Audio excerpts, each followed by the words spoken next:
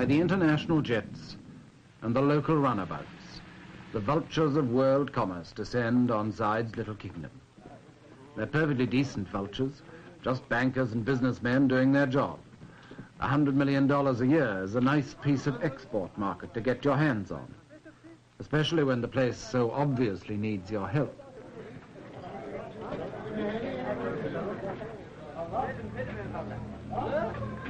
Ten years ago, when I first came to Abu Dhabi, there was only one plane a week.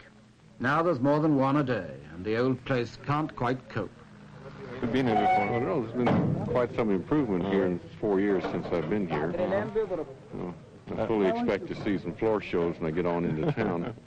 With some striptease also? Well, no, that's a little too much.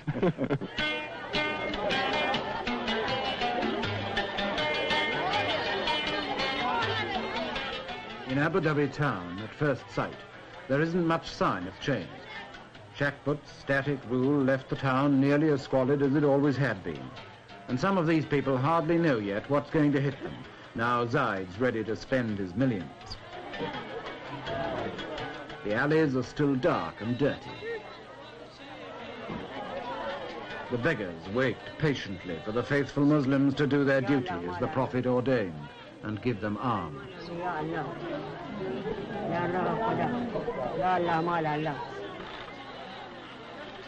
This is what Arabs call the souk, the bazaar or marketplace. And in Abu Dhabi, it's Bond Street and Fifth Avenue and the neighborhood supermarket all rolled into one.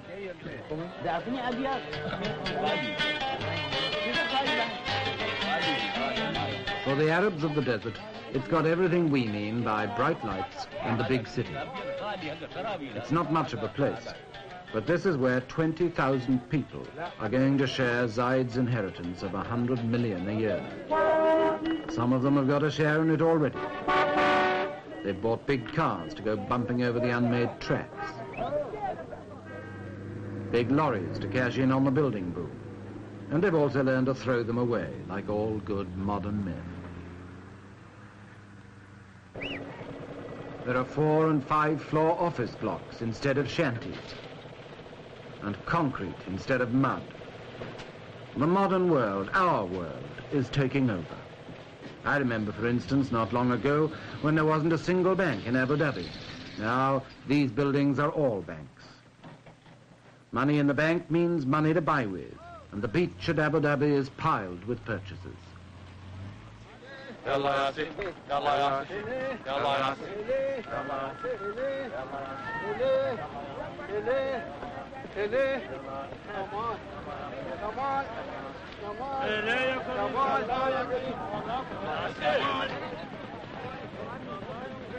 Abu Dhabi was built on a sandbank, so it's never had a proper harbour. But that didn't matter much when there was nothing but a few dates to ship out and a few tins to ship in. Now the whole modern world is dumped into the sand. Air conditioners and deep freezers, timber and steel, cement and typewriters, fans and filing cabinets. You name it and you'll find it here, sweeping in like a tidal wave on the old Arabian shore.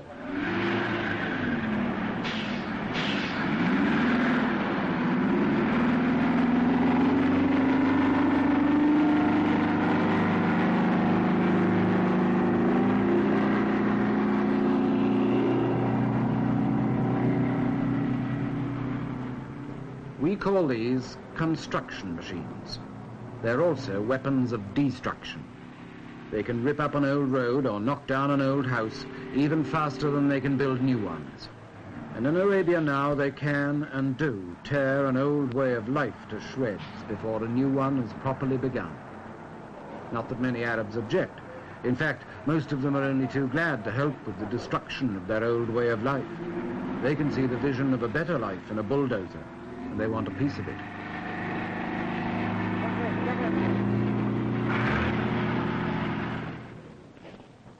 Someone, though, must try to strike a balance between building the new and wrecking the old.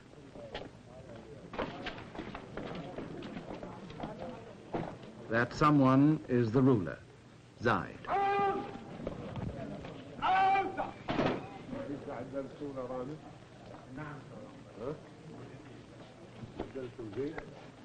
Zayed knows from experience that if he's too slow to destroy the old world, he may be removed like his brother Shakbut. But if he tries to build the new world too quickly, he may destroy himself just as surely. Life for Zayed has become a perpetual balancing act between the personal leadership of the past and the faceless, impersonal administration of the future. Like Shakbut, he still holds his majlis every day, so that his people can meet him, greet him, talk to him and complain to him in the traditional desert way. The ritual is unchanged. The coffee is served. Time, motion, and people seem as leisurely as ever. But behind the appearance of tradition, the revolution is creeping in. The majlis doesn't last all morning anymore. Zayed can only give his people an hour of his time. And even that's interrupted by the demands of the modern world.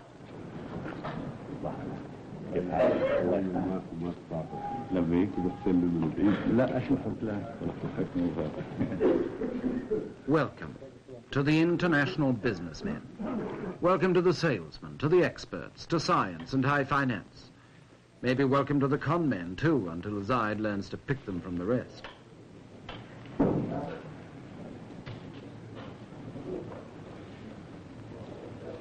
Of course they all sit down together. And of course they're all equal, East and West, the world and Arabia. The courtesies of the old world, mingling with the business of the new.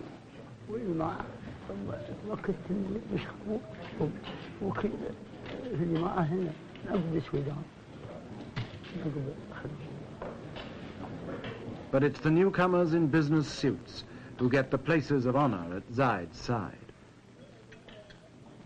And not just because Arab hospitality demands they should be favored. They're there because they represent power. The power to provide the people of Abu Dhabi with anything Zayed can now afford to buy. Still, the ritual goes on, balancing the new with the old. The first thing a visitor must do in Arabia is to learn patience. You can sit for hours in places like this and never do anything but ask after each other's health. All in good time and all by the will of God. Never do today what you can put off till tomorrow. Never act if you could talk instead. The tribesman with a problem comes to Zayed to sort it out. And everybody else must wait. Patience and still more patience. But now there's $100 million of good hard cash burning a hole in patience every year. That's business that won't wait. It may be the will of God that's given it to Abu Dhabi, but it's the will of man, and especially the will of Zayed, that has to decide what to do with it now.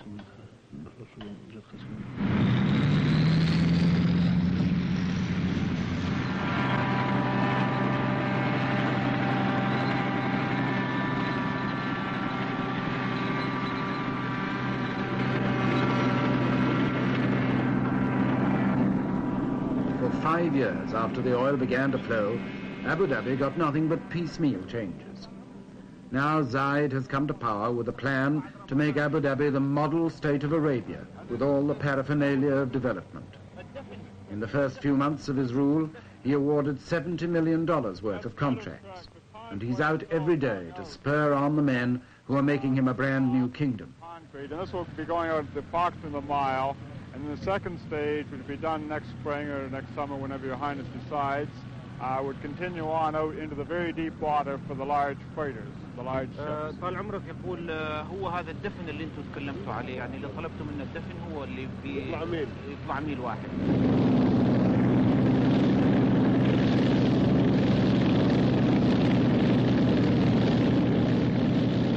The machines that come ashore on the beach are pounding the desert into new shapes. The men who descend from the aeroplanes are drafting a new world. You are working night shift also? Yes, day and night.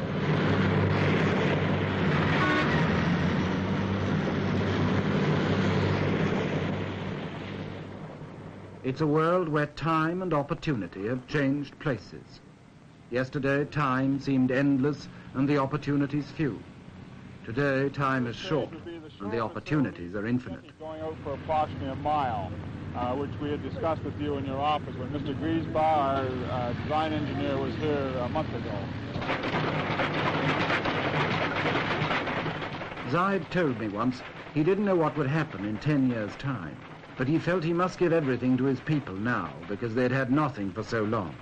Schools and hospitals, wells and houses, an artificial deep-water harbour to replace the Abu Dhabi beach, a 4-lane highway and a water pipeline across the desert, an airport with a runway longer than London's.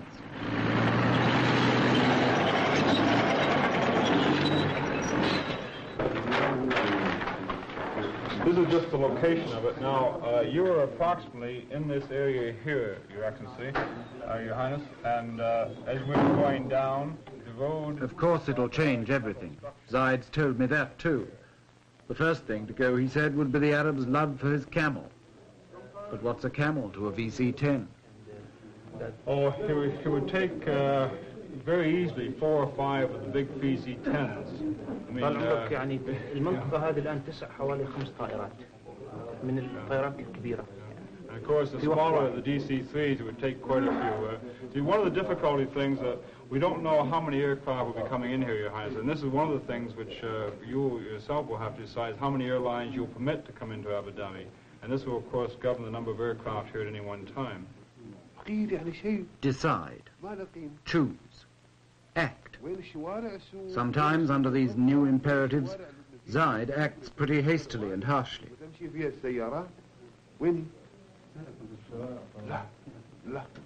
He dismissed this plan for a new souk in Abu Dhabi with scarcely a moment's thought. Small-scale model, yes, oh yes. We'd have to show detailed plans. Yes, it's bigger. استوي هذا على حسب رضاكم اللي ما فيش اسمه. لا لا لا لا لا لا لا أنا مو براضي عن هذا ولا. No, no, no, never, never, never. Take it away and start again. So 2 months' work is demolished in a moment.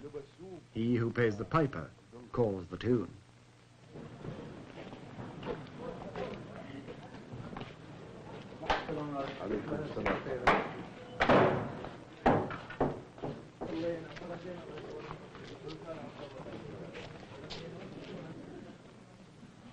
In the courtyard of Zaid's palace, the centuries slide back again.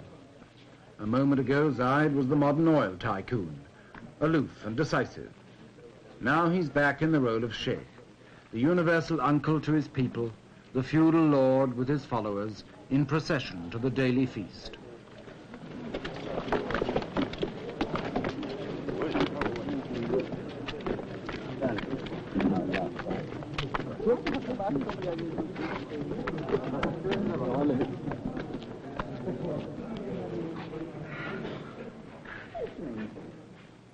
To the tribesmen of the desert, used to bread and dates in the sand, Zaid's table is a revelation. It's loaded with more food than many of them have ever seen, and it really is a table, and not just the floor. The idea of a free meal for all Zaid's followers is traditional, and he rarely sits down with less than 50 men. But the forms and the food are new. Money talks here through waiters in black ties, through plates and soup spoons, and a whole new ritual of table manners to master. Like the newly rich in any part of the world, the Arabs of Abu Dhabi are learning to keep up with the Joneses. Snobbery is the latest local vice. يمكن هناك شيء سر.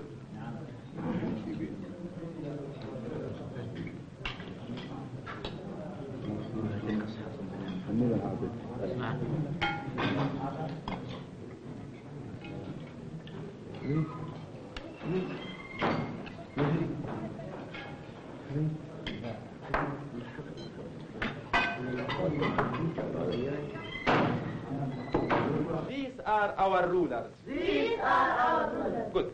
What's this? That's the door. Yes, say, that's the door. That's the door. What's that? That's the ceiling. And what's this? This is the... While the fathers learn new manners, a few of their sons learn new tongues. That's the ceiling. Foreign languages and foreign teachers bring foreign ideas. That's the ceiling, yes. That's the ceiling. Yes. This is the floor. Good. Here's a pencil. Good. Here's a ruler. There's a picture. Say it again. Good. Now all together, stand up. Yes, that's the window. Huh. That's the window. That's the door. That's the ceiling. This is the floor. Here's a pencil. Here's a ruler. There's a picture. Say it again. فإذا انشقت السماء وكانت فبأي آلاء ربكما تكذبان. But the old ways are still the only ways for most of Arabia's children. Schools like this, where the boys learn the Holy Quran by heart, haven't changed in 1,000 years.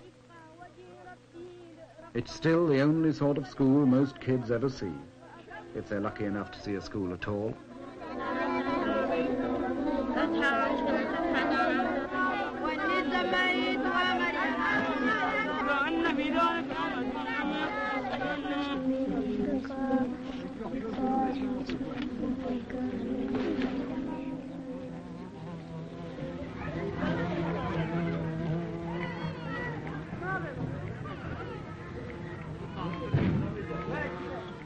The romance of the old Arabia was always a bit of an illusion.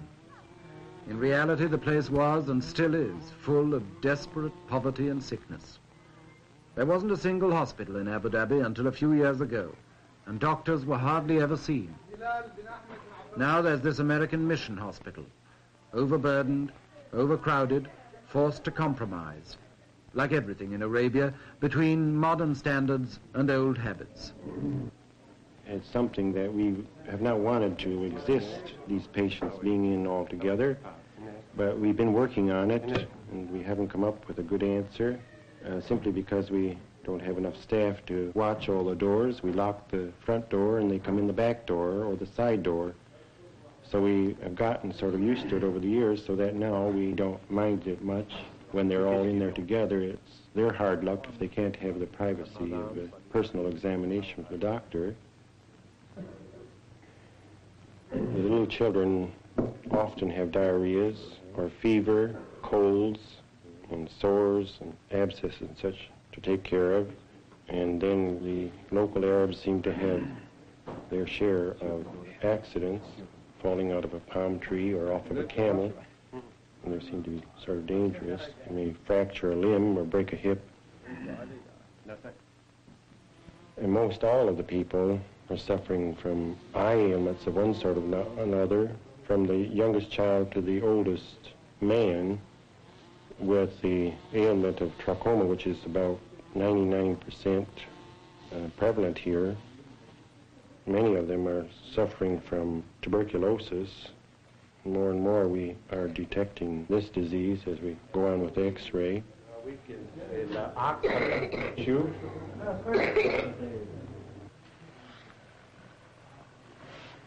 تمام هذا تمام هذا الحين نريد نفس صدرك شوية ها وراك بس من هني Tradition still throws a veil around the women of Arabia that even the doctor can't quite penetrate. His examinations here are probings in the dark. وين يعود أكثر هني شوية هني شو هذا هذا أوقل من أول وسم The women are the most conservative force of all, secluded, unchanging, uneducated, and fatalistic. They accept their lot meekly, and they do their duty faithfully as the handmaidens and chattels of men. But for how much longer? When even under the thorn bush the doctor arrives with his medicine, and every jab with a syringe becomes a sort of revolution.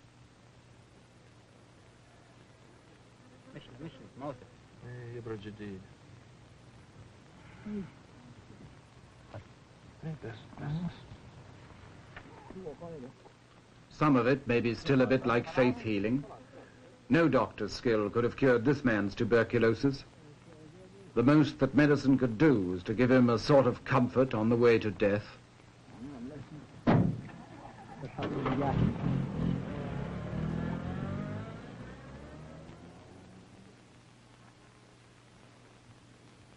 But if the 20th century medicine doesn't always work, it does challenge that submission to the will of God that accepts death whenever it likes to strike. So Islam itself comes under attack. God's will always seems more flexible when you can meet it with a millionaire's money. I'll be honored to present the estimates for Abu Dhabi for the year 1967. The total revenue, as estimated, is 41,202,080 dinars.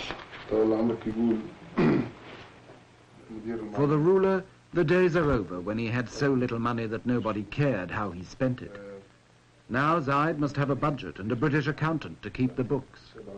Development expenditure is estimated at 23,275,671 dinars. Every penny is another nail in the coffin of the old Arabia, and maybe in the life of Zaid too. Dinar. You haven't included the airport building here, the terminal building, have you? The airport building hasn't been tendered for. It hasn't been tendered for. But this goes in the lump sum, does it? That goes in the lump sum of 10 million down here, yes.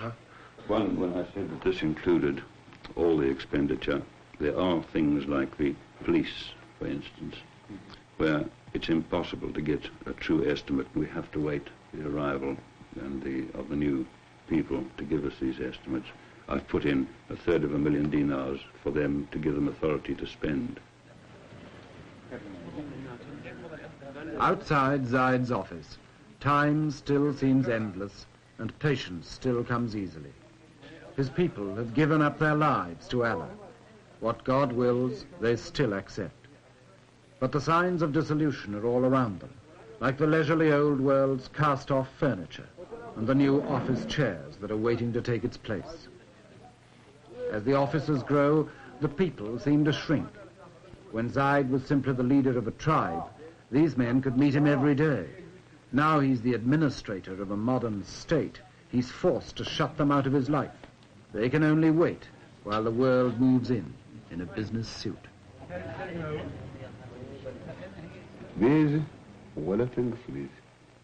Even Zaid is a little less sure of himself. He can ask the new questions and make new demands, but who can give him the answers? You see, His Highness, for this year, of course, we're giving him something very approximate. Yeah. But for next year's, he'd like it as precise as possible. Well, I'm hoping that the exercise in the coming year will give us the material for next year, but at the moment there's nothing to go on.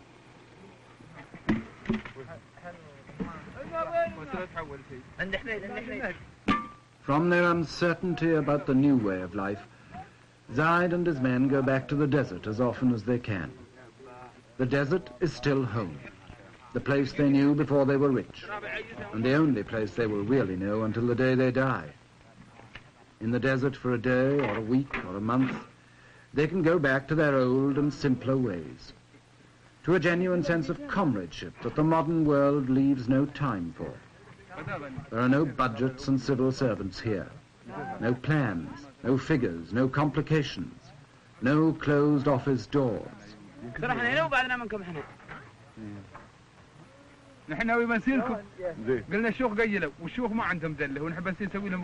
There's the sky, the heat, the emptiness, and the infinity of time that they've always understood. Out here, they can all be sure of themselves again. They can relax and be men again. Or perhaps, being only men, they can just be boys.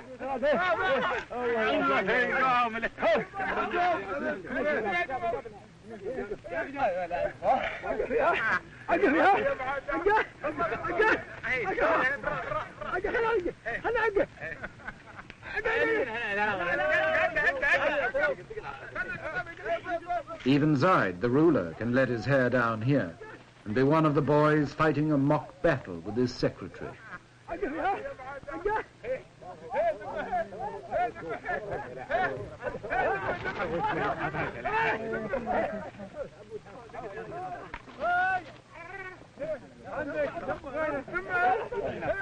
On trips like this, the desert is an escape, a recovery of innocence, a return to Eden. But like all escapes, it's also an illusion. The innocence is lost and will never be recaptured. because the old Arabia of isolation, hardship and tribal war in which it flourished has been swept into the world at last. The unknown land has been more than just discovered. It's been uncovered in the past 10 or 20 years and dragged naked into everybody's sight.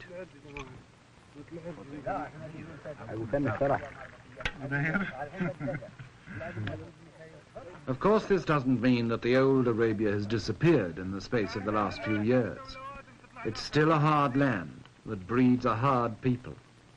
Tough individuals like Zaid and his men, and some of them still fighting a rearguard action against the assaults of the modern world.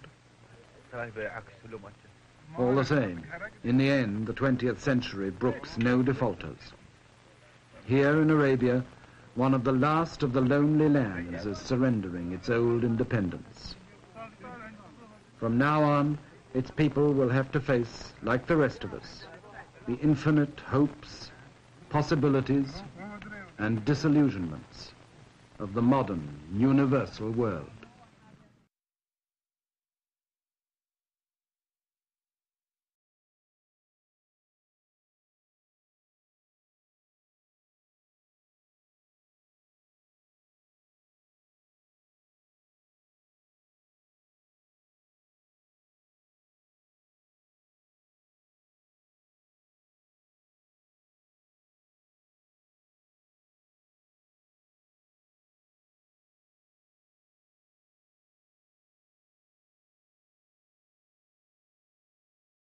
Now there's more than one a day, and the old place can't quite cope.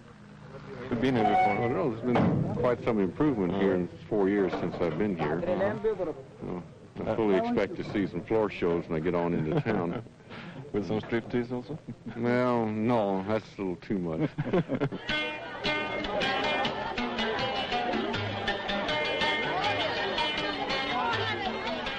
In Abu Dhabi town, at first sight, there isn't much sign of change. Shackput's static rule left the town nearly as squalid as it always had been. And some of these people hardly know yet what's going to hit them, now Zaid's ready to spend his millions. The alleys are still dark and dirty. The beggars wait patiently for the faithful Muslims to do their duty as the Prophet ordained and give them alms.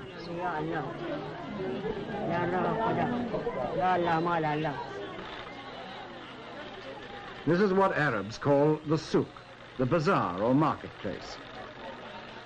And in Abu Dhabi, it's Bond Street and Fifth Avenue and the neighborhood supermarket all rolled into one.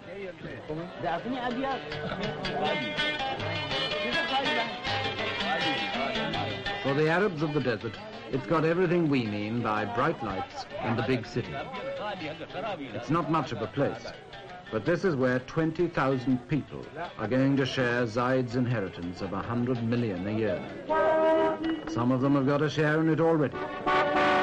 They've bought big cars to go bumping over the unmade tracks.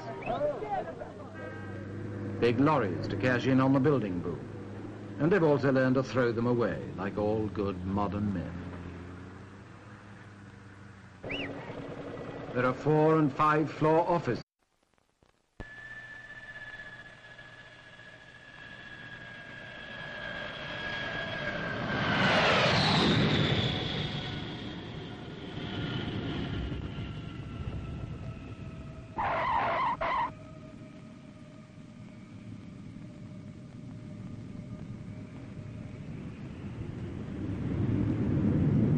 By the international jets and the local runabouts, the vultures of world commerce descend on Zaid's little kingdom. They're perfectly decent vultures, just bankers and businessmen doing their job. $100 million a year is a nice piece of export market to get your hands on, especially when the place so obviously needs your help.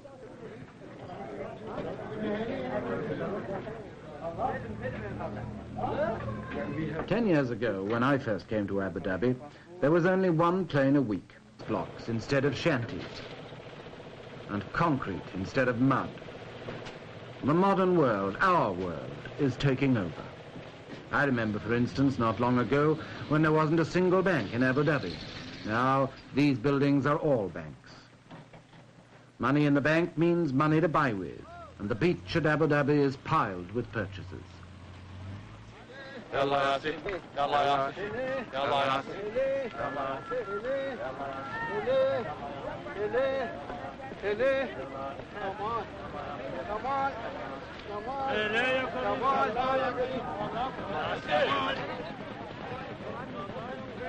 Abu Dhabi was built on a sandbank, so it's never had a proper harbour.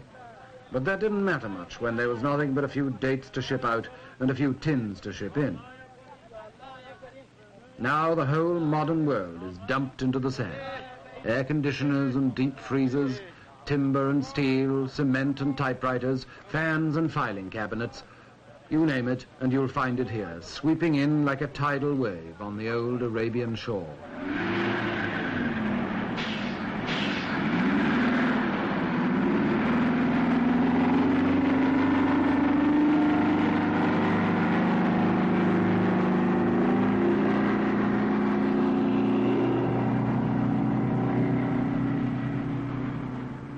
We call these construction machines.